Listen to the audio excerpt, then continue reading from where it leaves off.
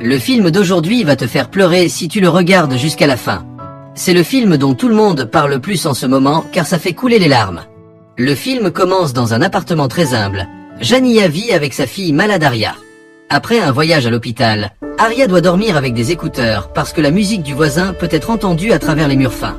Il se réveille tôt et Jania baigne Aria tout en lui rappelant de ne pas jouer avec son projet scientifique, puisqu'ils n'ont pas l'argent pour le réparer s'il se casse.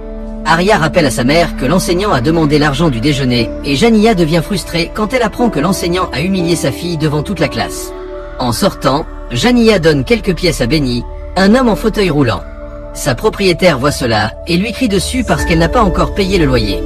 La propriétaire lui rappelle qu'elle a déjà déposé l'expulsion. Alors Jania lui dit qu'elle apportera l'argent pendant sa pause déjeuner après avoir été payée au travail. En retour, Jania lui demande de dire aux voisins de baisser la musique. Mais la propriétaire refuse, disant qu'ils ont le droit parce qu'ils paient le loyer.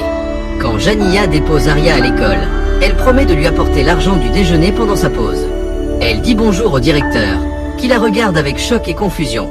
Ensuite, Jania va à son travail au supermarché, qui est déjà plein de gens. Son patron Richard ne dit même pas bonjour et la presse de travailler parce qu'un des caissiers s'est déclaré malade. Richard et les clients l'insultent juste parce qu'elle marche à une vitesse normale jusqu'à son poste. Une femme essaie de payer toutes ses courses avec une carte de prestation et Jania explique que certains articles ne sont pas éligibles. La cliente se met en colère et part sans rien acheter. Alors son mari jette une bouteille sur Jania en sortant. Richard se plaint du désordre et ordonne à Jania de le nettoyer rapidement avant que quelqu'un ne glisse. Les autres clients se plaignent aussi parce qu'ils doivent attendre plus longtemps. Pendant que Jania va chercher le matériel de nettoyage, sa collègue remarque combien elle souffre et essaie de lui prêter de l'argent. Cependant, Jania refuse parce qu'elle sait que son ami en a besoin aussi et qu'ils seront payés aujourd'hui de toute façon. À ce moment, Jania reçoit un appel de l'école parce qu'Aria n'a pas apporté l'argent du déjeuner et a une blessure suspecte.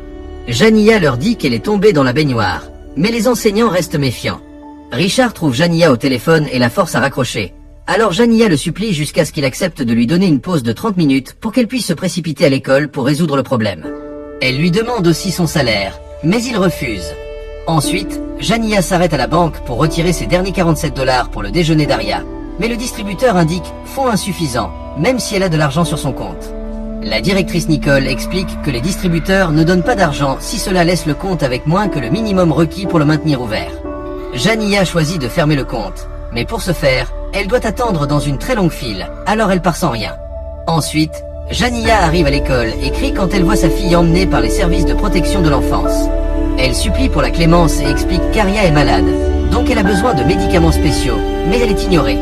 Jania se lance dans une tirade, expliquant comment elle travaille à 2 emplois alors qu'elle fait une crise et entend un son strident dans ses oreilles comme si sa réalité s'effondrait. Après avoir pris le sac tombé d'Aria, Jania retourne au travail sous la pluie. Elle est tellement pressée qu'elle coupe accidentellement Oliver et manque de s'écraser. Oliver lui crie dessus et jette une boisson sur sa voiture. Jania continue d'avancer, mais Oliver dit qu'il la fera regretter et commence à la suivre. Soudain, il heurte sa voiture avec la sienne, ce qui la fait déraper sur l'eau. Jania arrête le véhicule avant que quelque chose n'arrive, mais ensuite elle ne peut pas le redémarrer. Quand elle sort de la voiture pour vérifier le moteur, elle est approchée par un officier de police, alors elle lui parle du type qui la poursuivait. Cependant, Oliver s'avère être un policier aussi, alors il menace Jania de trouver un moyen de lui tirer dessus légalement. Après que le policier a éloigné Oliver, elle demande à Jania ses documents, qui sont expirés. Jania explique désespérément qu'elle les renouvellera aujourd'hui après avoir été payée, mais le policier met quand même sa voiture en fourrière. Jania n'a d'autre choix que de rentrer à pied. Richard lui crie immédiatement dessus parce qu'elle est mouillée et a pris 2 heures au lieu de 30 minutes, alors il finit par la licencier. Quand Jania demande son salaire, Richard lui dit méchamment que les employés licenciés reçoivent leur chèque par la poste et refuse de le lui donner, même quand elle souligne qu'il est juste là sur son bureau. Ensuite, Jania rentre chez elle et trouve toutes ses affaires mouillées dans la rue parce que sa propriétaire l'a expulsée. Jania ne peut que crier de frustration tout en essayant de ramasser ses affaires. Quelques minutes plus tard, elle retourne au magasin pour dire à Richard qu'elle ne partira pas sans le chèque. À ce moment, un homme entre dans le bureau et lui demande quelque chose à propos d'un produit tout en utilisant son nom parce qu'il le lit sur son badge. Soudain, il sort une arme, alors qu'un deuxième voleur apparaît et il force Robert à leur donner tout l'argent du coffre. Ils veulent le sac de Jania pour cacher l'argent, mais elle se bat parce qu'il contient les médicaments d'Aria. Après beaucoup de luttes, Jania réussit à prendre l'arme du type et lui tire dessus, alors l'autre voleur s'enfuit. Robert lui crie dessus et l'accuse d'avoir organisé cela parce que le voleur connaissait son nom, alors il appelle la police. Avec son esprit bloqué dans un brouillard étourdissant, Jania continue d'endurer les cris de Robert jusqu'à ce qu'elle craque et lui tire dessus aussi.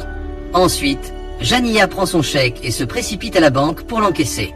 Le garde de sécurité lui dit qu'ils sont fermés, mais Nicole a pitié d'elle et la laisse entrer.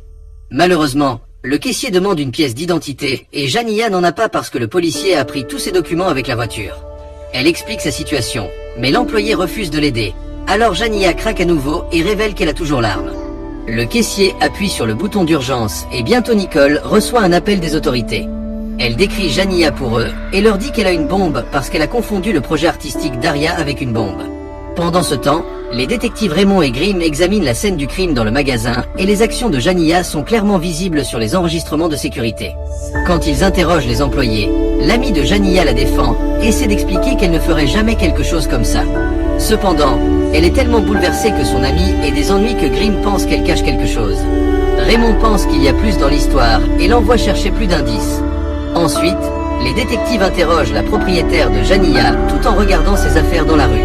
Ils trouvent les médicaments d'Aria et Benny explique que la fille était malade. Ils parlent aussi très bien de Jania. Les détectives veulent fouiller l'appartement, mais la propriétaire ne les laisse pas. À ce moment, ils reçoivent un appel leur parlant de la banque, alors ils partent. À la banque, les caissiers donnent à Jania tout leur argent parce qu'ils pensent qu'elle est braque. Alors elle essaie d'expliquer qu'elle veut seulement encaisser son chèque. Nicole donne son téléphone aux gardes pour qu'ils reçoivent des instructions, puis elle essaie de dire aux autres clients de partir. Cependant, ils ne comprennent pas ce qui se passe et restent. Jania appelle Nicole pour obtenir de l'aide et Nicole réussit à expliquer au caissier qu'elle ne doit donner que l'argent du chèque. Jania perd la tête de plus en plus à chaque seconde et se lance dans une tirade de frustration. Mais cela effraie les autres parce qu'ils pensent qu'elle va devenir violente. À ce moment, les flics entourent le bâtiment.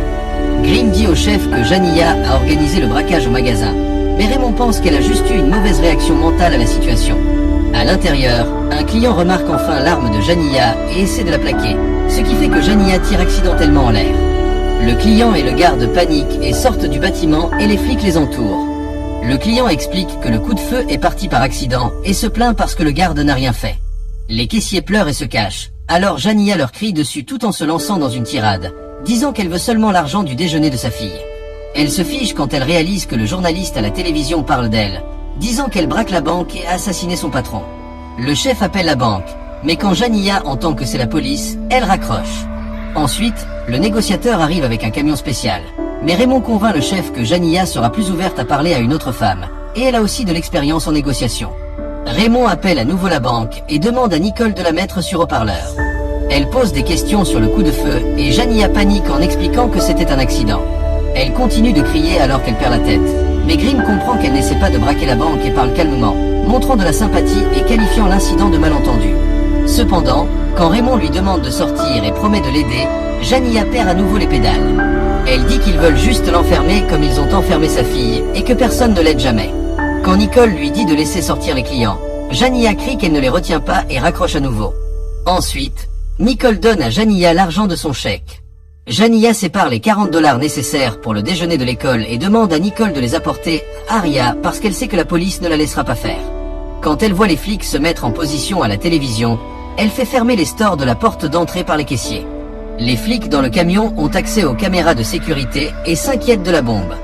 L'un des caissiers commence alors secrètement à diffuser la situation en direct. Quand une cliente âgée dit qu'elle doit s'asseoir, Jania demande immédiatement à Nicole de lui apporter une chaise. Les autres clients lui demandent de les laisser sortir, mais Jania est convaincue qu'une fois seule, la police lui tirera dessus. 2 des clients sortent quand même, alors Jania fait verrouiller la porte par Nicole. À ce moment, le projet scientifique d'Aria commence à biper, alors Nicole et la police pensent que c'est fini, mais Jania l'éteint simplement. Disant qu'elle a besoin de réfléchir, Jania va dans l'un des bureaux. Les caissiers veulent profiter de l'occasion pour partir, mais Nicole leur dit de ne pas bouger parce qu'ils ne savent pas comment Jania réagira. Elle revient avec des chaises pour tout le monde, expliquant qu'elle sait ce que c'est de rester debout toute la journée. Raymond voit cela et dit au chef que les vrais criminels ne sont pas aussi gentils. Un flic entre dans le camion en disant qu'ils ont obtenu les plans de la banque, alors il veut entrer avec des grenades aveuglantes. Cependant, le chef ne veut pas prendre de risque à cause de la bombe. Certains flics pensent qu'ils devraient appeler le FBI, mais Raymond pense que c'est ridiculement exagéré. Évidemment, c'est juste une femme désespérée et elle n'a même pas fait de mal à qui que ce soit. Alors Raymond veut lui donner une chance pendant que le FBI la tuerait probablement sur place. Le chef est d'accord et fait appeler la banque à nouveau par Raymond. Jania déteste le son des téléphones qui sonnent et veut les éteindre, mais Nicole la convainc que la police pourrait l'aider à rejoindre sa fille. Dès que Jania décroche, elle commence à expliquer toute la situation et Raymond comprend enfin pourquoi elle pense qu'ils ne l'aideront pas. Jania se souvient d'Oliver et pense qu'il est là pour lui tirer dessus comme il a promis. Elle mentionne ce qui s'est réellement passé pendant le braquage du magasin, le problème avec son chèque, les médicaments de sa fille et la blessure, ses 2 emplois, ses expulsions et tous les autres détails de sa vie terrible. Puisque le téléphone du caissier diffuse toujours, la vidéo devient virale et les gens partout dans la ville commencent à avoir de la peine pour elle. Une Raymond en pleurs montre sa compréhension en partageant qu'elle a grandi dans une situation similaire et promet de l'aider, mais elle doit sortir. Cela rend Jania folle à nouveau, et elle dit qu'elle ne sortira pas tant qu'il y aura des flics dehors, puis elle raccroche. Raymond est dévasté parce que cela touche tous ses problèmes personnels, et elle doit sortir du camion pour prendre l'air. Quand le chef découvre que Jania est enregistrée, il ordonne à ses hommes de brouiller le signal. En même temps, Jania réalise que les caméras de sécurité sont allumées et demande à Nicole de l'emmener au commutateur. L'un des caissiers profite de l'occasion pour essayer de partir, mais la porte est verrouillée. Jania éteint toutes les caméras, laissant les flics sans moyen de savoir ce qui se passe. Ensuite, elle revient et les autres lui disent qu'ils ont besoin d'aller aux toilettes. Alors Jania les laisse y aller un par un. Dehors, Raymond et Grimm vérifient le système, mais ne trouvent pas le flic qui a attaqué Jania. Les gens commencent à se rassembler derrière la police parce qu'ils demandent la liberté de Jania. De retour dans la banque, l'un des caissiers se plaint parce que Jania est traitée comme une martyre. Alors Nicole et la vieille dame la réprimandent pour son manque de sympathie. Ensuite, Nicole remarque que Jania a froid et explique que la climatisation est toujours forte ici, offrant de lui prêter une veste. Elles vont au bureau et Jania met la veste tout en voyant une photo de famille sur le bureau. Elles discutent des enfants et Nicole assure à Jania qu'elle est une bonne mère, ce qu'elle sait parce qu'elle l'a vu toutes les fois où elle est venue à la banque. Elle essaie de la convaincre de demander de l'aide, mais Jania a toujours peur d'Oliver. Le soir, le FBI arrive et Jania s'inquiète de tout le bruit.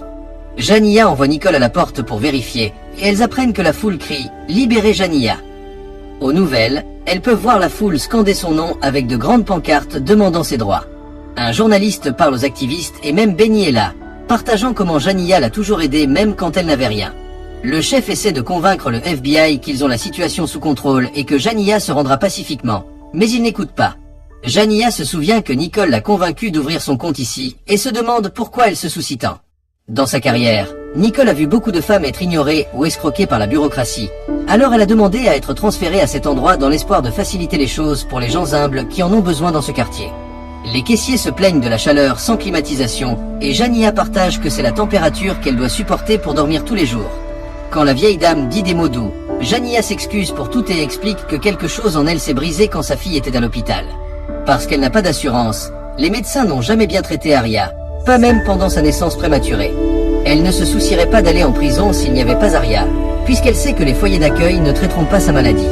Nicole promet qu'elle s'occupera d'Aria pour que Jania puisse être en paix. À ce moment, la vieille dame annonce qu'elle ne se sent pas bien et révèle qu'elle est diabétique. Jania permet à Nicole de la sortir et s'excuse à nouveau.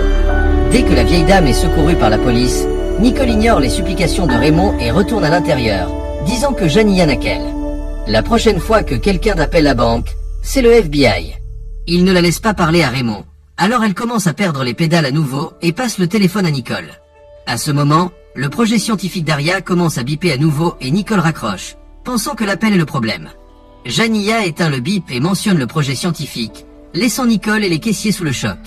Ils expliquent qu'ils pensaient que c'était une bombe et Jania comprend enfin pourquoi les flics et le FBI agissent ainsi. Un caissier demande à aller aux toilettes et utilise son rouge à lèvres pour écrire un message sur la fenêtre. La bombe n'est pas réelle et il n'y a qu'une arme. Jania dit à Nicole d'appeler la police et de clarifier le malentendu, mais Nicole refuse parce qu'elle pense que la bombe est la seule chose qui empêche les agents d'entrer. Au lieu de cela, elle pense qu'ils devraient tous sortir sans le sac à dos. Pendant ce temps, Raymond trouve l'officier qui a remorqué la voiture de Jania. Au début, elle ne partage pas d'autres détails, mais Raymond se met en colère et la force à confesser qu'Oliver a fait les menaces. Une Raymond furieuse se précipite sur Oliver et le frappe au visage, ce que la foule célèbre. Quand le chef entend ce qu'il a fait, il emmène Oliver. Le téléphone dans le camion sonne et le FBI refuse de répondre.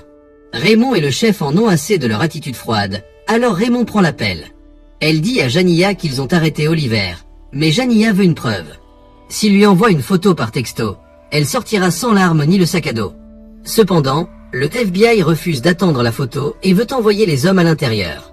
Raymond désespéré court vers la porte et donne son téléphone à Janiyah avec une photo d'Oliver. Janiyah est soulagée et laisse tout le monde partir, mais Nicole reste pour aider. Elle prend la main de Janiyah et promet de lui rendre visite en prison avec Aria. À ce moment, Janiyah reçoit un appel de sa mère, qui a été visitée par le FBI. Janiyah commence à parler de tout ce qui s'est passé, et sa mère l'interrompt pour lui rappeler qu'Aria est morte. Il s'avère que la fille n'a pas survécu à une crise la nuit dernière, et Janiyah a halluciné sa présence. L'appel de l'école et les services sociaux emmenant Aria. Nicole a été informée par la police au téléphone, mais n'a rien dit pour ne pas aggraver les choses. Pendant que Janiyah essaie d'accepter cela, le FBI enfonce les portes et le puits de lumière pour abattre Janiyah. Cependant, cela aussi est une hallucination et Nicole l'aide à en sortir. Ensuite, Nicole guide Janiyah hors du bâtiment avec les mains en l'air. Raymond est également douce quand elle l'arrête et Janiyah est emmenée dans une voiture de police pendant que la foule continue de montrer son soutien. Alors voilà, nous sommes à la fin de ce film. Dites-moi en commentaire si ça t'a fait couler les larmes aussi. Et surtout n'oubliez pas de vous abonner pour ne pas manquer mes prochaines vidéos.